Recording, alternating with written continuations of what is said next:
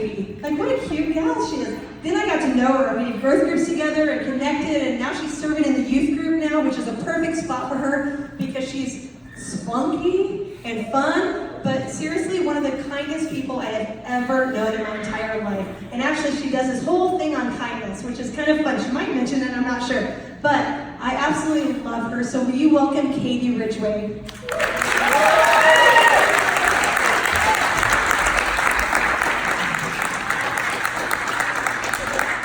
Oh my goodness, I will take spunky and cute any day. Yes! That is awesome. What a great intro. I think you should introduce me everywhere. Awesome. So, I'm Katie. I am so excited to be here. I feel like I'm in grown-up church. Usually with the teens, be on your phones all you want. I'm very used to that level of attention, so feel free. I am so excited to speak to you guys on surrender. When I got my options to pick, there were two options, and surrender just jumped out at me because I knew it was God. You know, when you're like, this is a God moment, hey now. Because I have been on a journey of surrender for about a year now. So it was so perfect that God would be like, girl, tell them what you got, tell them what you learned. And I had a mentor about a year ago, looked me in the eye, she loves me, dead honest, and said, girl, until you figure out contentment and surrender in your life, you're going to continue this cycle of fear and anxiety and frustration. And I heard those words, and I literally probably spent the first month being like, I have no idea what those are. I have no idea where to start. I am a woman that is a get-it-done woman. I'm going to figure it out. I'm going to figure out the way, whatever it takes, no stopping. I'm the woman that has the 4 goals currently. This is real life.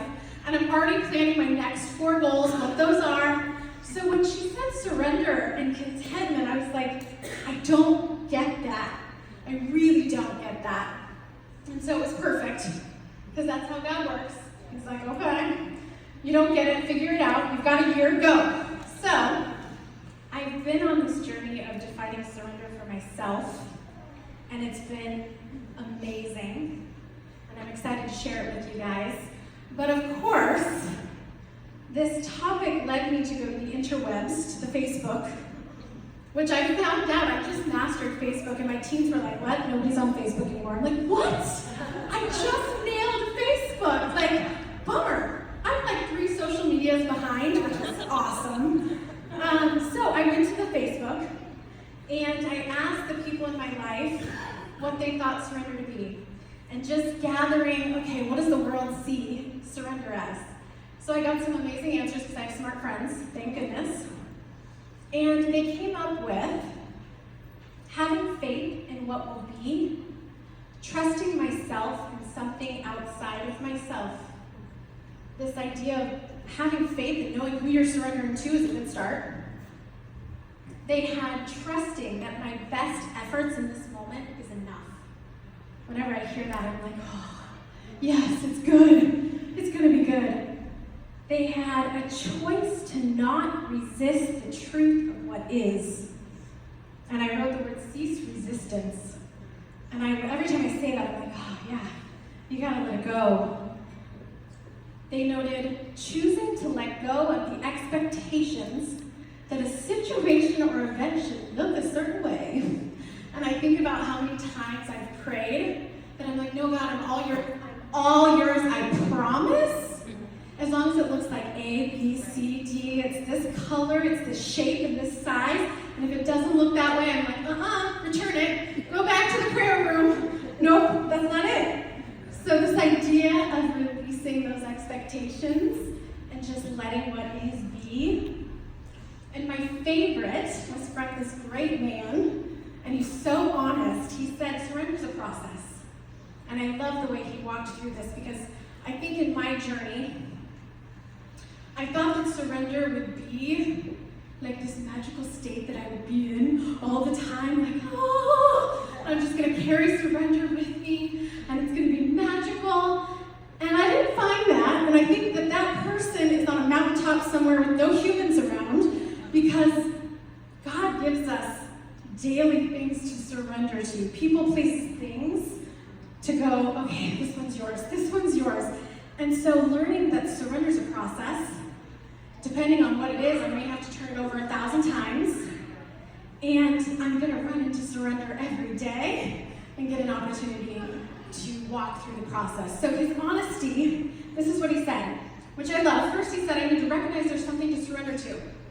That seems like a no-brainer, but I also know that I've spent whole days that I'm like freaking out and doing my to-do list and like stressing and trying to figure something out, and it's not until like 5 p.m. that I'm driving home and I'm like, you didn't even pray about that.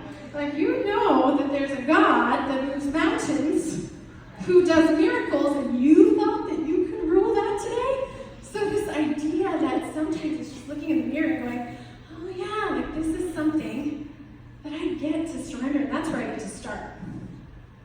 Then he wrote in his honesty, then I'm usually unwilling to let go for some period of time, depending on the level of emotional investment. So I love that, because even when we're like, yes, God, take it away, 5 seconds later we're like, okay, babe, you didn't do anything, so hold on, let me take it back up. I'm gonna work it. I trust you, but let me just get back in there. And my mom, who's here tonight, whoop whoop, thanks mama. We have this image of that there's angels, and they're just sitting up in heaven in the clouds as they do, and they're sitting and they're playing a chess game. They're like moving their pieces, and they like look over and like, oh my goodness, Katie's gonna let it go. Yeah, no, she's gonna let it go. We're ready. Hey, get ready. Oh no, she's going back at it. No, she's got her fierce boss lady, change the world moment. Okay, back to chess. Like, they're ready. There's like an angel army up in heaven ready to like swoop down and help us. And it's amazing how much I am in resistance towards that a lot of the time, even though I know that I know.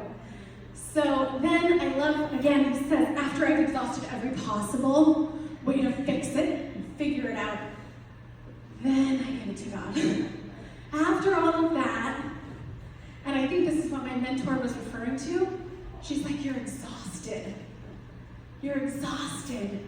And you're never going to get anything done if you're living in that level of exhaustion to do it yourself. So, super powerful. And when I was researching surrender, of course I wanted to say, okay, this is what surrender is, but what is it not? And I think when I came to the topic, I thought of surrender as the white flag. Like, okay, and knowing my go-getter personality, I was like, I'm not doing that. That's not my story. So I had to reconcile this idea that surrender is not waving the white flag. I think it's probably the bravest thing we can do is letting it go. I think it's the most proudest Papa moment in heaven. He's like, yes, there's my girl. So really getting to see that side of it and understand that it is the most glorious moment. And it's not giving up, and it's not stopping, but it's looking at it and saying, okay, God, I have faith in you. I know who you are. I know your words. I know you love me. And the secondary piece to that is, I'm actually going to trust it, because I got to have a really honest conversation with myself this year of like going through it and really recognizing that I'm faithful, and I was being the Christian, and of course I have faith, and of course I have trust. But when I really looked at the results of my life and how I was showing up, I wasn't trusting. I wasn't believing what the Bible said about every hair on my head, every day that He had created for me, that He mended me together in the womb, that He works everything together for good. If I believed that and really trusted it, why would I hold any anxiety or fear on everything that's unfolding every minute of every day in my life? And when I got that concept, I've been in practice. Practice makes perfect. I'm about 20 years of this, and I'm sure I might be moving forward. But I got to practice, and what I found was, I found contentment in surrender. That's where joy was, like a deep joy, because I have joy, but it was like a deep breath. Every time I got to that surrender and I chose it, it was this beautiful deep breath moment. What I found in that level of contentment and peace is where God can lean in and whisper the truth, whisper my next forward movement that made total sense. And so that resistance and that just confidence and forward movement was such a gift. And so a little bit of my surrender story this year. I'm 32, and my biggest surrender, it was perfect to have surrender this year because I'm a mama bear. I got a mama bear heart, and I love to love.